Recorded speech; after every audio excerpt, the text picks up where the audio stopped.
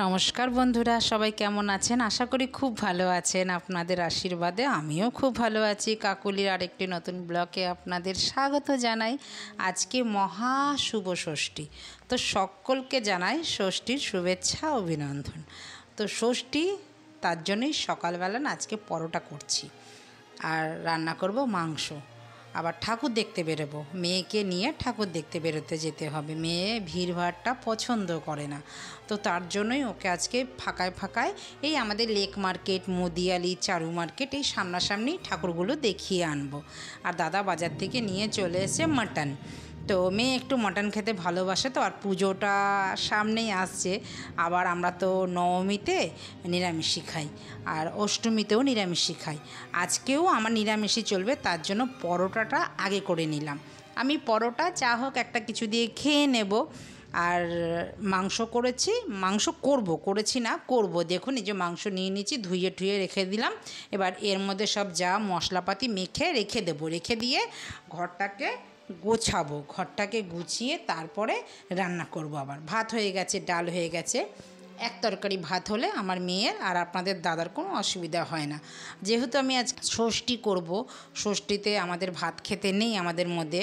আমি নীল ষষ্ঠী করি, দুর্গা ষষ্ঠী করি, জামাই ষষ্ঠীও করি। তো নীল ষষ্ঠী তো করতে হয়, ছেলে মেয়ের মারা, এটা তো সবাই জানেন। তো নীল ষষ্ঠীও করি, দুর্গা ষষ্ঠীটাও করি। এই তিনটে ষষ্ঠী, বছরে তিনটে ষষ্ঠী করি। আর তারপরে তো আমার একাদশী, দ্বাদশী, পূর্ণিমা সবই তো আছে, লক্ষ্মী পুজো, সব পুজো আছে। অষ্টমীর অঞ্জলি দেবো। এবার তো শুনলাম অষ্টমী বলে অনেক সকালে পড়েছে অঞ্জলি। এবার কি করব বুঝতেই পারছি না বন্ধুরা, জানেন তো, মানে কখন যাব। একটু অষ্টমী একটু বেলায় বেলায় হলে কি বেশ ভালো হয় বলুন, ঘরের কাজটা সেরে বেশ সেজে গুজে যাব, এটাই তো আনন্দ। মা বছরে একবারই আসে, তো এই 5টা দিন যদি আনন্দ না করি আর কবে করব বলুন। সারা জীবনই তো সুখ দুঃখ নিয়েই এই সংসার। চলুন আপনাদের সাথে কথা বলতে বলতে আমার কিন্তু মাংস ম্যারিনেট করে রেখে দিয়েছিলাম 1 ঘন্টা। তারপরে বাকি কাজগুলো সেরে নিলাম।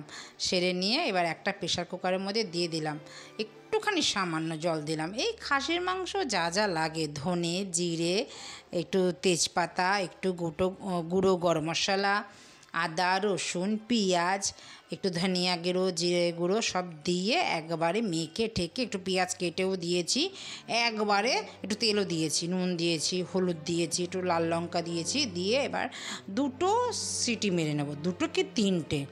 মাংসটা গলবেও না, গোটা গোটা থাকবে, অথচ সেদ্ধও হবে, বেশ ভালো লাগবে। আর আজকে খাসির মাংসর মধ্যে দিতে হবে আলু। দাদা বলেছে আলু দিতে হবে। তো দাদা একটু আলু আবার সেরমভাবে খায় না, একটা সময় আলু খুব ভালোবাসতো, খেত। তো এখন আর আলু খায় না। ওই যে বলেন অনেক কিছু প্রবলেম দেখা দিলে অনেক কিছু বাদ দিতে হয় জীবন থেকে, সেই অবস্থায় দাদারও হয়েছে। দাদা খেতে কিন্তু খুব ভালোবাসতো আগাগোড়াই। তো এখন শারীরিক প্রবলেমের জন্য অনেক কিছু খাওয়াও বারণ, আর অনেক কিছু খাওয়া ছেড়েও দিয়েছে। ওই খাওয়াটাও কিন্তু মাপে। এই মাটন করছে, আমাদের বাড়িতে সচরাচর মাটন হয় না, তো পুজোর দিন তো ওর জন্য একটু মাটন আনলাম। তাও কিন্তু দাদা 2 পিসের বেশি খাবে না। মুরগির মাংসটা খায়, দাদার মুরগির মাংস খেতে কোনো বারণ নেই। সপ্তাহে যদি 3 দিনও খায় সেটা বারণ করেনি ডাক্তারবাবু, কিন্তু মাটন একদম নিষেধ। তো যদি বছরে 2বার 1বার খায় তাতে ক্ষতি হয় না বলুন। তো আমিও সেটা না করি না, কিন্তু আপনাদের দাদা সেরকম খেতে চায় না। ওই 2 পিসই এনাফ। ওই জন্য আলু দিলাম, যে আলুটা একটু ভালোবাসে, খাও আলুটা খাও। আলুটা দিলাম বেশি করেই, তাতে ভালো খেতে পারবে একটুখানি। তো আলুও কিন্তু আমি কড়া করে লাল করে ভেজে নিয়েছি। মাটনে আলু কড়া লাল করে ভেজে নিলেই ভালো লাগে। মাটনের পিসগুলো যেহেতু বড় বড় এনেছে, আমি আলুগুলো তার জন্য বিরিয়ানিতে যেরকম দেয় 2 ফালা করে আলু, সেরমভাবেই দিলাম। আর এখানে দিয়ে দিলাম যত গোটা গরম মশলা আছে তাতে দিয়ে দিলাম তেজপাতা, শুকনো লঙ্কা 2টো দিয়ে একটু ভাজা ভাজা হওয়ার পরেই দিয়ে দিলাম একটু মিক্সিতে ঘুরিয়ে রাখা পেঁয়াজ। ওইখানে তো পেঁয়াজ মেখেই রেখেছিলাম, একটু পেঁয়াজটা মাটনে দিলে কি বেশ ভালো লাগে। আর একটা মাটন মশলাও কিন্তু দিয়েছি আমি, ওটা দিলে পরে না একটু ভালো লাগে। এবার পেঁয়াজটা যতক্ষণ ভাজা হবে, আর এখানে কিন্তু আমার সিটি পড়ে গেছে, দেখেছেন?